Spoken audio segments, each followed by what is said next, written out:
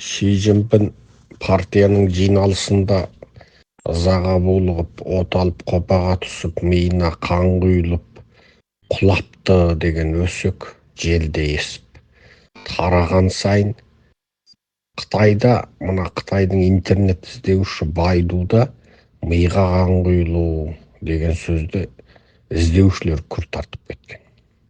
Содан өкімет оны тиғызып тастапты. Қазір Қытайдың Байдуында бұл сөзді іздеуге, бұған қатысты ақпарат табуға тыйым салды. Енді ол бір медициналық сөз ғой, мысалы. Соның өзіне Қытай сезіктеніп, бұл өсек барған сайын тарап кетпесін деп тыйым салып қойды. Үрей ішінде отырған ел деген осы. Енді Вьетнам компартиясының 80-нен асқан партия комитетінің бірінші хатшысы Руан өліпті. Қызмет үстінде өліпті. Алдың күні бір күн бұрын ғана денсаулығын тексертіп жатыр, және шетінен денсаулығын тексертіп отырып, партияның жұмысына жетекшілік істеп жатыр деген хабар таратып деген бір күннен кейін өліпті. Енді бұл Руан да сол Вьетнамның Ши Цзиньпин сияқтысы ғой, ол да сол жаңағы үшінші мәрте билікке отырып алды. Одан кейін ол да Вьетнамда партияның бас хатшысы тек 2 рет отырады деген заңды Ши Цзиньпин құсап бұзды. Ол да жаңа қарсыластарын жеп қойды, ішіп қойды деп түрмеге қамады. Бірақ ол Ши Цзиньпиннен гөрі қулау болды. Ши Цзиньпин Еуропа, Америкамен ұстасып, олар жаңағы Шыңжаң мәселесі бойынша санкция салғаннан бастап Ши Цзиньпин Америкамен ұстасты ғой. Олар санкция салып бастады, ескерту жасады. Шыңжаңдағы жаңағы түркітекті халықтарға тиіспе, геноцидіңді тоқтат, концлагеріңді жап деді. Ол тыңдамады. Тыңдамаса санкция салды. Санкция салған сайын ол құтырды. Ақырында қысқасы экономикасы кері кетті. Қытайдан қашқан инвесторларды Үндістан мен Вьетнам қарсы алды. Тағы басқа елдер қарсы алып алды. Ол өзі айналасымен қарым-қатынасты дұрыс басқарған коммунист болды. Енді қызық болды. Осы Вьетнам компартиясының бас хатшысы өлгенде бүкіл Қытайдың интернет желісінде, бүкіл ел өзінің әлеуметтік желісінде неге сен емессің деген әнді жаңағы дереу сала қойыпты. Бұл да қызық. Бұл жерде бұл бір кәдімгі эстрадалық ән екен. Неге сен емессің деген ән. Бұндағы несі? Ана өлген неге сен болмай қалдың? Сен өлуге тиіс едің деген сияқты идея екен. Әшейін ән, эстрадалық ән. Енді сөйтсе Қытайдың ұлттық қауіпсіздігі осы әнді тиым салып, осы әнге тиым салып, осыны бөліскендерді тексеріп кетті. Ел айтады екен, жай мен бұл әнді ұнатам, өзімнің желіме салып қойдым дейді екен. Ал бұл жердегі мақсат Қытайдың аса басым көп сандағылар сол өлуге тиісті Ши Цзиньпин еді ғой деген мағынаны осы арқылы білдіреді екен. Міне көрдіңіз ба? Анау Ши Цзиньпиннің миына қан құйылып құлапты деген өсектің енді ешқандай дәлелі болып тұрған жоқ, не ресми ақпарат көзі айтқан жоқ. Соның өзінде де халық соны солай бос екен деп ешқандай бір дәлел дерегі болмаса да соған сенгісі қылып ар жағы соны қалап тұрды. Осыдан ақ Қытайда қазір саяси атмосфераның қаншалықты деңгейде қауіпті жағдайда екендігін білуге болады. Енді Қытайда қазір дағдарыс өте күшіп тұр. Мына Қытайдан келген қазақтарды бір нәрсені ескерсінші. Баяғыда Хрущев пен Мау бірінің аузын бір жалап тұрған кезде осы бүкіл Қазақстанның оқулығы Қытайда оқытылған. Қытайдың қазақтары Қазақстанның кириллицасын қолданған. Артынан екеуі жаман болды. Хрущев Маудың Сталиннен алған қарызын қайтарасың деп Маудың кеңірдегінен қысқанда, Мау бүкіл күрішін, бидайын, арпасын Сәбетке тиынға сатты. Сөйтіп Сәбеттен алған қарызын қайтарды. Нәтижесінде халқын аштық ұрындырды. Оны табиғи апат дейді. Оттаған сөз ол шын мәнінде қолдан жасаған апат деді. Енді қараңыздар. Артынан тарс етіп шекара жабылды. Сол жабылғаннан мол жабылды. Аға Қазақстанда қалды, інісі Қытайда қалды, әпке Қазақстанда қалды, сіңлісі Қытайда қалды.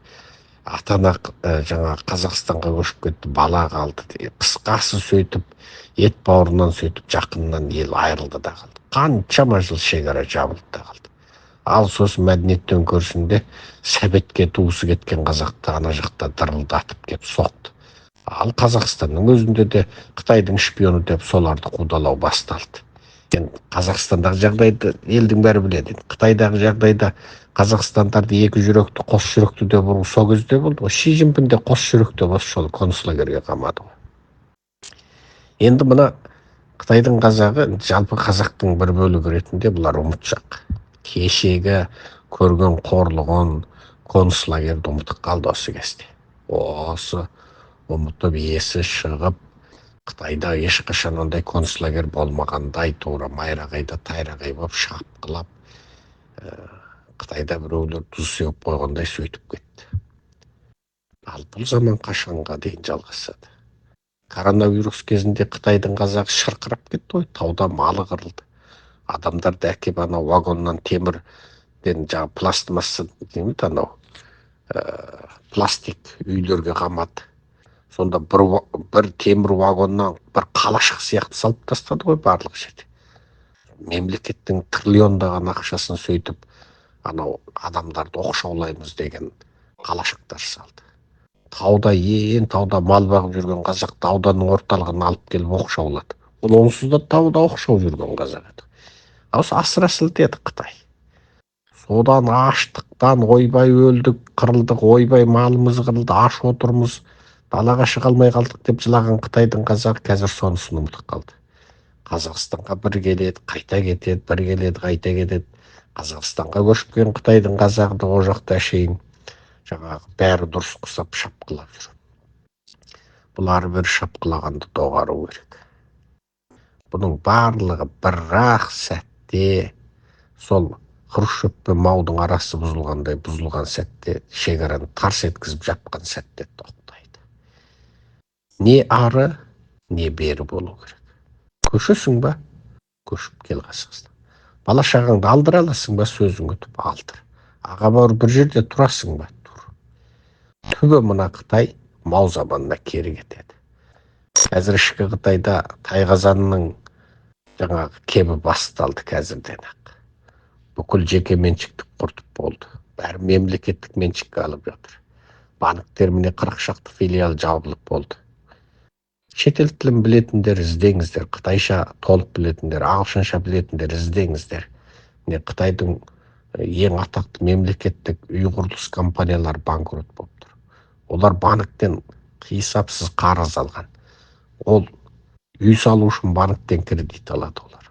Олар онысын қайтара алмайды. Олардың толық біткен үйін алған үй алушыларда қазір жұмыс жоқ, банкке қайтара алмайды. Енді ертең банк жабылады. Ақша құнсызданады. Трамп билікке келетін болса Қытай дегенліктен қысады. Не қазір Жапон, Корей, Тайванның саяси шолуларында енді Қытайдың төбесіне әңгіртай ойнайды деп отыр. Сондықтан мынау екі жаққа бөлініп қалған қазақ мына шапқылап өстіп жүре береміз демеңдер. Күні кеше 17 жылдан басталған концлагерьді ұмытып қалмаңдар қазекем. Ода мынау 20-21 жылға анау үйге тығып қамап қойып, аштықтан бұралтқан, бүкіл қаланы жапқан, аттап бассаң тексерген сол сұрқия заманды ұмытып қалмаңдар. Енді тағы бір сұрқылтай, тағы бір дүрбелең басталса, ол екеуінен өтпесе артық болмаса кем болмайды. Сондықтан ары бері сайрандап жүре береді екен деп ойлап қалмаңыздаршы. Бұл Қытай түбі оңбайды. Бұлар байлықты, барлықты көтере алмай қалды. 40 жыл байып еді Дэн Сяопиннің арқасында. Құдайын ұмытты. Енді соған Құдайдың кәрі, Құдайдың азабы, Құдайдың қаһары төбелерінен ұрайын деп тұр қазір. Сондықтан Қытайдағы туыс-туғандарыңды алдыра алсаңдар, алдырбаңдар, өздеріңді тым шапқылап кетпеңдер. Сол Қытайда қазір тура бір фашистік, Германиядағы Гитлердің замандағыдай фашистік заман болып тұр. Сол қанша қазақ барып жатсың, қаншауыңды улап жіберді, қаншауың келіп Қазақстанға келіп өліп жатсың, соны тексерген зерттеген ешкім жоқ. Сол қанша қазақ бардың, ақыры бұл қазақты концлагерге қамай алмадық, оданша шетінен улайық деп. Мүмкін алдарың 2 жылда, 3 жылда, алдың жарты жылда ақырын ауырып жүріп өлетін шығарсыңдар. Сол Қытайға барып ажал құшқанша сол Қазақстанда жүргендерің дұрыс ау. Сол Қытайдың арамдығын, арамзалығын, оны біздің ата бабаларымыз анау тарихта айтып кеткен ғой. 7 ғасырда Күлтегін ескерткішін ойып тұрып жазып кеткен. Тауғаштың бектері залым, Тауғаштың шайы мен шайысынан сақтаныңдар деп. Қаншама қазақты естіп жатырмыз, Қытайға барып өліп қалып жатыр. Түктен тур. Неге өлді? Тергеп тексеріп, бірдеңе ішкізіп жүріп, бірдеңе ескетіп жүрді, өлді сосын. Қаншама қазақ қайтып келіп өліп жатыр. Бәрі енді бір қоғамда тым танымал адамдар болмағанымен, сол айналасы туыс туған жерлестері біледі, жылап көме салады, болды бітті. Қайсың тексеріп жатсың? Соны тексеретін медицинаң бар ма? Жоқ. Тексертетін ақылды қазақ бар ма? Жоқ. Сөйтіп тұқымымыз құрып кетпесін. Сол Құдай ұрған Қытайға жоламай-ақ, ақыры содан бетіңді бері бұрып қазаққа келдің бе, тыныш сол қазақта жасаңдар. Екі жаққа шақ қылып, екі жаққа айырылып, ел болып жарты санда жартысы мұнда қалған заманды тоқтату керек еді. Көшсең әулетіңмен көшіп алу керек еді. Енді міне сабылып жүрсіңдер. Осының өзінің де артық қиын болады ау. Мен Қытайда геноцид басталатынын, мен сонда анау 13-ші жылдан зарлап айттым. Ақтабан шұбырында Алқакөл сұлама басталады, шақырғанда келмеп едіңдер, шақырғанзар болып тас басып кететін боласыңдар дедік. Тибет асқан, Кашмир басқан көш сияқты көш болады дедік. Сол заманда жаңағы өз үйіңді өзіңнің түрмең айналдырады деген лекцияларды айттық. Айтқанымыздың бәрі келді ғой. Біз соны бал ашып, құмалақ шашып, жұлдызға қарап, жауырынға қарап айтқан жоқпыз. Мына Ши Цзиньпиннің ындынына қарап айттық. Ойланайықшы қазақтар. Менің айтқаным бір жамандық шақыру емес. Мен айтқанға бола жамандық келе қалмайды. Ана бір қарғыс олықтар ойбай аузыңа жылан жұмыртқаласын деп оттап кетпесін, олардың өзінің аузына динозавр жұмыртқалап кетсін. Мен тек сақтандырып жатырмын. Жаман айтпай жақсы жоқ. Өмір бойы сол шекараның ар жақ бер жағында жүріп, табанынан таусылып, қырылып, жойылып, көгермей, көктемей, өспей, өнбей қалған халықпыз ғой. Өмір бойы осы орыс пен Қытайдың тепкісін көріп келе жатқан халықпыз. Бір уақыт ес жиятын, тәжірибе топтайтын кез келді ғой. Есімізді жайықшы. Аман болыңыздар. Құрметпен Серікжан Біләшұлы.